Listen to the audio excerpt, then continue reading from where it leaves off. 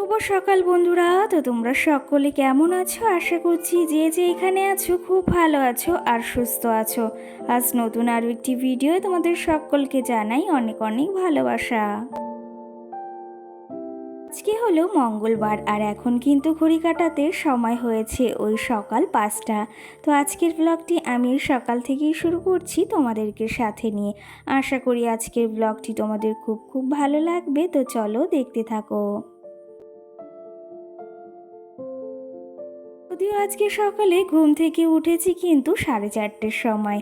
আর ঘুম থেকে উঠে ওই যে ঘরে একটু কাজ করছিলাম আর সঙ্গেই জামা কাপড়গুলো ভাঁজ করে রেখেছিলাম। আর তারপরে উঠে ওই যে বাইরের বাসি উঠানটাকেও ঝাড় দিয়ে নিয়েছি। কি জানো তো, কালকে আর ওই যে বৃষ্টিটাও হয়নি। কালকে রাত্রের না কালকে সারাদিনের ওয়েদারটা যে এতটা ভালো গেছে সেটা আর কি বলবো। তো সেই ক্ষেত্রে জামা কাপড় ছিল সেগুলো সমস্তটা শুকিয়ে গেছে। আর সকাল সকাল সেই সমস্তটাই যে ভাঁজ করে এখন এই জায়গা মতো গুছিয়ে রেখে দিচ্ছি। কি জানো তো, এই বর্ষার দিনে যদি হট করে ওই যে সারাটা দিন রোদ হয় না, তাহলে না ভীষণ ভালো লাগে। আমার তো ভীষণ ভালো লাগে। আর তোমাদের কার কার ভালো লাগে সেটা জানিও। কি জানো তো, ওই যে একঘেয়েমি বৃষ্টি তো একদম ভালো লাগে না। সেই ক্ষেত্রে কটা দিন ধরে বেশ বৃষ্টি হচ্ছে, আবার কিন্তু প্রচণ্ড গরমও রয়েছে।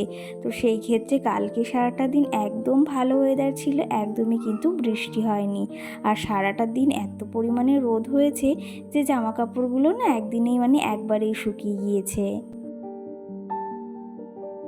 আজকে কিন্তু সকাল সকাল ওঠার আর একটা কারণও রয়েছে। এমনি তো রোজই আমি সকাল সকালই ঘুম থেকে উঠি। আর কি জানো তো, আমাদের এখানে না এতটা সকালে কোনো বউরাই ঘুম থেকে ওঠে না। আমি না সবার থেকে প্রথমেই ঘুম থেকে উঠি। আর ওরা যখন ওঠে, আমার সামনের বাড়ি একটা কাকিমা আছে, সেও কিন্তু ওই যে আমি যখন ঘুম থেকে উঠি তখন সবাই ঘুমিয়ে থাকে। আর আমার যখন সমস্ত কাজ বাজ হয়ে যায় তখন দেখি সবাই ওই যে ঘুম থেকে উঠছে। তখন না আমার ভীষণ ভালো লাগে যে আমার তো সমস্ত কাজ বাজ হয়ে গেছে, ওদের কিন্তু এখনও কোনোটা কমপ্লিট হয়নি। আজকেও কিন্তু তেমনটা কেউ এখনও ঘুম থেকে ওঠেনি, কিন্তু ওই পাশের বাড়ি একটা কাকিমা আছে, ওই যে মাম্মাম প্রায় যায়, সেই কাকিমাটা না রোজ অনেকটা সকালে ঘুম থেকে ওঠে, ভোরবেলায় ওই 3টের দিকে। তারপর পরই কিন্তু আমি ওই 4টে কিংবা 4:30টায় ঘুম থেকে উঠি। আর ওই সঙ্গে সঙ্গে না আর ঘুমাই না, সমস্ত কাজ বাজও হয়ে যায়। আর তারপরে একটু নিলিবিলি কাজ বাজ সেরে ওই যে নিজের জন্য সময় পাওয়া যায়। সকাল সকাল কিন্তু ঘরটাকে সুন্দর করে গুছিয়ে নিয়েছি। আর যে জামা কাপড়গুলো ছিল সেগুলো জায়গা মতো ভাঁজ করে রেখেছি। আর ওই যে তোমাদের বলছিলাম না আজকে সকাল সকাল ওঠার একটা কারণ রয়েছে, সেটা কি জানো তো, আজকে না বাবার বাড়িতে যাব। সেটা হয়তো তোমরা টাইটেল আর থাম্বনেল দেখে বুঝেই গেছো। অনেক দিন বলছিলাম ওই যে যাব যাব করে, আর কি জানো তো, বড়দাদা বাড়িতে এসেছে আর বারবার ফোন করছে আসার জন্য। তো সেই ক্ষেত্রে ভাবলাম তাহলে 2 দিন অন্তত ঘুরে আসা যাক। তার জন্য সকাল সকাল ঘুম থেকে উঠে যে সংসারের সমস্ত কাজবাজ থাকে রোজকারের মতো, সেইগুলোই যে করে নিচ্ছি। ঘরটাকে সুন্দর করে গুছিয়ে রেখে এসেছি আর ঝাড়ও দিয়ে এসেছি। মাম্মু সোনা আর তোমাদের দাদাভাই এখনও ঘুম থেকে ওঠেনি। আর আজকে যেহেতু তোমাদের দাদাভাইয়ের ছুটি, সেহেতু তোমাদের দাদাভাইও কিন্তু যাবে। আর ও ওখানে গিয়ে না ওই বেশি হলে 1টা দিন 2টো দিন থাকে, কিন্তু এবার বলেছে আমাকে দিয়েই চলে আসবে। তো সেই ক্ষেত্রে সকাল সকাল ঘুম থেকে উঠে গেছি। আর এইদিকে দেখো এবার রান্নাঘরটাকেও পরিষ্কার করে নিয়েছি সুন্দর করে। তো চটপট করে সমস্ত কাজগুলো সেরে নিয়েছি। আর ঘরের তো সমস্ত কাজ বা সেরে নিয়েছি। এখন এই যে বারান্দাটাকে মুছে নিয়েছি, রান্নাঘরটাকে পরিষ্কার করে নিয়েছি। এখন এই যে সিঁড়িটাকে মুছে নিচ্ছি। আর কি জানো তো, এইবার বাবার বাড়ি থেকে আসার পর সিঁড়িটাকে ভালো করে শিরিষ কাগজ দিয়ে না পরিষ্কার করতে হবে। কারণ ওই যে বর্ষার জল পড়তে পড়তে না কেমন একটা ওই যে সবুজ সবুজ হয়ে গেছে, শ্যাদলা পড়ে গেছে। তো সেই ক্ষেত্রে না দেখতে ভীষণ বাজে লাগে। তো ভেবেছি আজকে ঘুরে আসি, তারপরে এসে এই যে এই কাজগুলো করতে হবে। এই যে তোমাদের একটা জিনিস তো দেখানোই হয়নি, সেটাই যে দেখিয়ে দিচ্ছি। এই যে আগের যে কাচের বোলগুলো ছিল না, যেগুলোতে এই যে মানি প্ল্যান্ট লাগিয়েছি, আর সেগুলো না কালকে রং করেছি, তোমাদের আর দেখানো হয়নি। তো সেই ক্ষেত্রে রংটা করে রেখেছি, মানে ফেব্রিকটা ছিল লাল কালারের, তো সেটা দিয়ে কিছুটা ওই যে রং করে রেখেছি। আর ভেবেছি এবার আসলে তারপর সাদা ফেব্রিক কিনে আর ছোট্ট একটা তুলি কিনে, মানে সরু একটা তুলি কিনে তারপরে ভেবেছি একটু ডিজাইন করব। আর এদিকে সমস্ত মানি প্ল্যান্ট গাছগুলো সুন্দর করে রেখে দিয়েছি। আর গাছগুলো দেখো কতটা সুন্দর হয়ে উঠেছে, সঙ্গে মামামের জুতো আর বোতলটা ওই যে ধুয়ে দিয়েছি। যাই হোক, সকাল সকাল সমস্ত কাজবাজ সেরে নিয়েছি, আর এদিকে স্নানটা সেরে ঠাকুর পুজোটাও দিয়ে এসেছি। আর এর মাঝে বেশ খানিকটা সময় পেরিয়ে গেছে, নিজের জন্য একটু চা করে নিয়েছিলাম। আর তারপরেই না রান্না বসিয়ে খাওয়া দাওয়া করে এই যে রেডি হয়ে বেরিয়ে পড়েছি বাবার বাড়ি যাওয়ার উদ্দেশ্যে। এখানে এই যে বাড়ি থেকে বেরিয়ে এখানে এসেছি, এই যে আমাদের এই রেল স্টেশনের পাশে এখানে একটা মানে খাসির মাংসের দোকান রয়েছে। তো সেখান থেকে 1.5 কিলো মতো খাসির মাংস নেওয়া হয়েছে, মানে মাটন নেওয়া হয়েছে। তো সেই ক্ষেত্রে সেটা নিয়ে আবার বেরিয়ে পড়েছি। আর আজকে না অনেক দিন পর বাবার বাড়িতে বাইকে করে যাচ্ছি। প্রায়ভাগই যাওয়া হয়, মানে প্রতিটা বার যখন যাই তখন কিন্তু ট্রেনে কিংবা অটোতে যাওয়া হয়। আর এইবার না তোমাদের দাদা ভাইয়ের কাছে আবদার করেছি যে এবার কিন্তু আমাকে গাড়িতেই নিয়ে যেতে হবে। তো সেই ক্ষেত্রে আজকে কিন্তু বাইকেই এসেছি। এই যে আসার পথে দিদি বাড়িতে এসেছি। আমার দিদি বাড়ি কিন্তু আমার বাবার বাড়ি যাওয়ার পথেই বাঁধে। তো সেই ক্ষেত্রে আমার ছোট্ট মামাম রয়েছে, তাকে না দেখে কি করে যাই বলো তো বাবার বাড়িতে। আর আমার ছোট্ট মামাম দেখো আমার কোলে চুপটি করে বসে রয়েছে। সত্যি কথা বলতে ওর মাসিমণিকে না ও বড্ড ভালোবাসে। আর কি জানো তো, মেশোকে দেখে একটু একটু ভয় পায়, কিন্তু মাসিমণির কাছে অবশ্যই আসবে। আর ওইদিকে দেখো আমার মামাম সোনা ওর পুতুল পেয়েছে, সেটা নিয়ে আবার শুয়ে শুয়ে খেলা করছে। এইদিকে দেখো কত আদরও করছে পুনুকে।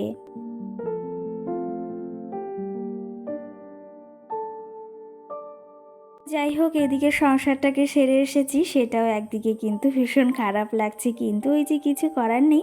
দুটো দিকই তো ম্যানেজ করতে হবে বলো, একদিকে সংসারও দেখতে হবে, আবার মাকেও দেখতে হবে, বাবার বাড়িও আসতে হবে, সবটাই ম্যানেজ করতে হবে।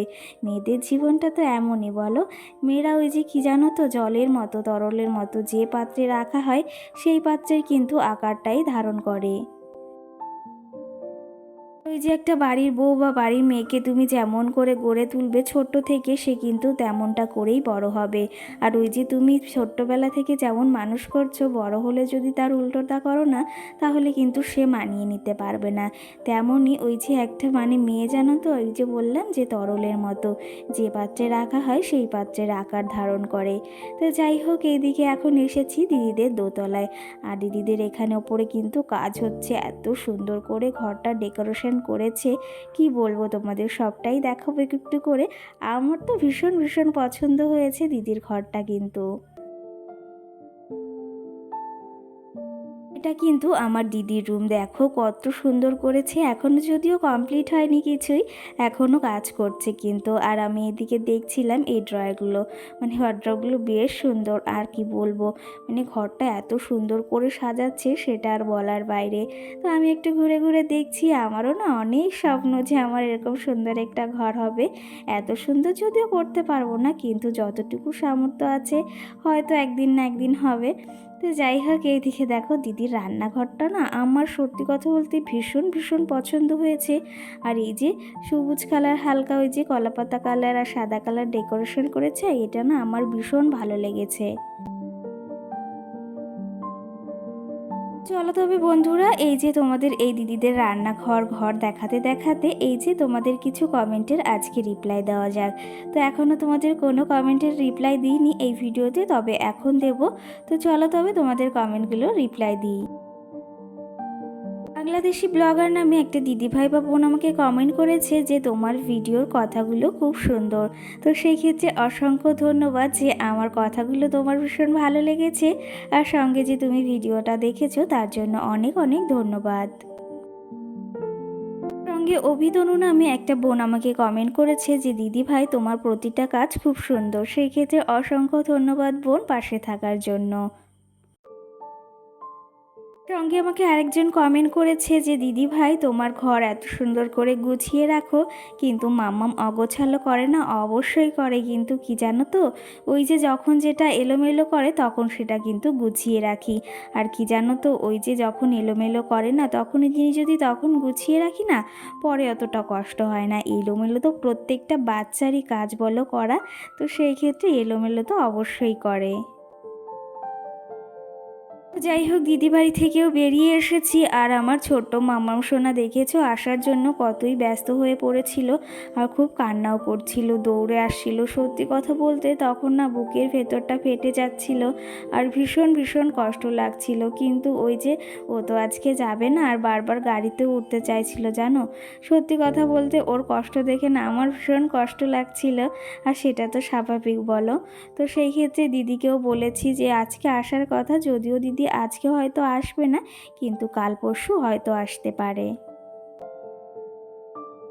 এই যে দেখো ফাইনালি চলে এসেছি বাবার বাড়িতে। মাম্মাম সোনাকে এই যে মা কোলে নিয়েছে, আর আজকের ওয়েদারটা একদম ভালো, আসার সময় বৃষ্টি হয়নি। তো যাই হোক, এরপরে এই যে চলে এসেছি রান্নাঘরে। আসার সময় মাটন নিয়ে এসেছিলাম, আর সকালে দাদা এদিকে দেখো রুই মাছ, সঙ্গে ইলিশ মাছ, আর এদিকে সমস্তটা বৌদি আর মা রেডি করে রেখেছে। এখন কিন্তু আমাকেই রান্নাটা করতে হবে। কি জানো তো, আমার হাতের রান্না না এখন সকলে খেতেই ভীষণ ভীষণ ভালোবাসে, সেক্ষেত্রে আমি রান্নাটাও করতে ভীষণ ভালোবাসি। আর দাদা বলেছে রান্না করতে, আর সেটা যদি আমি না করে খাওয়াই সেটা কেমন হয় বলো। আর সত্যি কথা বলতে আমি রান্নাটা করতে কিন্তু ভীষণ ভীষণ ভালোবাসি। তো এই যে সব কিছু রেডি করে দিয়েছে, আর রান্না করতে বেশি সময় লাগে না, সমস্তটা গোছানো থাকলে না অতটা সময় লাগে না। আর আমার বাবার বাড়িতে কিন্তু এই যে উনানেই রান্নাটা করা হয়, আর মা যেহেতু একা থাকে তেমন একটা কিছুর প্রয়োজনও হয় না। কি জানো তো, আমার মা উনান ছাড়া রান্নাও করে না। তো সেই ক্ষেত্রে চাটা আর মাঝে মাঝে যদি কিছু হয় তখন ওই যে গ্যাসে ছাড়া রান্না করে না। ভিডিওটা কিন্তু ওই যে সোমবারে রাত্রের ভিডিও, সেই ক্ষেত্রে তোমাদের আজকে শেয়ার করছি। ভিডিওটা জমে রয়েছে, ভাবলাম তোমাদের সঙ্গে শেয়ার করে দিই। রাত্রে একটু পাস্তা বানাবো, তার জন্য যে দুধটা ঢেলে নিয়েছি, আর পাস্তা চিনি এতে ঢেলে নেব। তো চলো, আরও কিছু কমেন্টের রিপ্লাই দেওয়ার আছে। ব্যস্ত জীবন নামে দিদিভাই আমাকে কমেন্ট করেছে যে এমনভাবে পরিষ্কার করলে ক্ষতি হয় না, সেই ক্ষেত্রে কি দিদিভাই অবশ্যই জানিও, আমি না বুঝতে পারলাম না। তুমি কিন্তু আমাকে এই ভিডিওর মাধ্যমে অবশ্যই জানিও কি ক্ষতির কথা তুমি বললে। সঙ্গে আমার একটা মিষ্টি বোন আমাকে কমেন্ট করেছে। তো সেই ক্ষেত্রে কমেন্টটা হচ্ছে, দিদি ভাই তোমার যে ঘরের ফার্নিচারগুলো রয়েছে সেগুলো কি সব তোমার বাবার বাড়ি থেকে দিয়েছে? হ্যাঁ গো বোন, ওগুলো সমস্তটাই আমার বাবার বাড়িতে থেকে দিয়েছে। ফ্রিজ, আলমারি, শোকেজ, তারপরে ওই যে যাবতীয় টুকিটাকি যা আছে, মিটকেস, আর খাটটা এখনও দেওয়া হয়নি, মানে সামনের বার ভেবেছে দেবে। তো সেই ক্ষেত্রে যেগুলো দিয়েছে বাবার বাড়ি থেকে দেওয়া হয়েছে। আর এতে রাগ করার কিছু নেই, তুমি বলেছো যে ওই যে রাগ করো না, এতে রাগ করার কিছুই নেই। তোমার এই যে কমেন্টের রিপ্লাইটাও দিয়েছি, আর এতে কিন্তু আমার বেশ ভালো লেগেছে। সঙ্গে আমার একটা মিষ্টি বোন সোহানা কমেন্ট করেছে যে দিদি ভাই একটা কথা বলবো, রাগ করো না। সেই কথাটা হচ্ছে, সবার ওই যে মাঝখানে মানে সাইডে নাক ফোটানো থাকে, কিন্তু তোমার মাঝখানে নাক ফোটানো।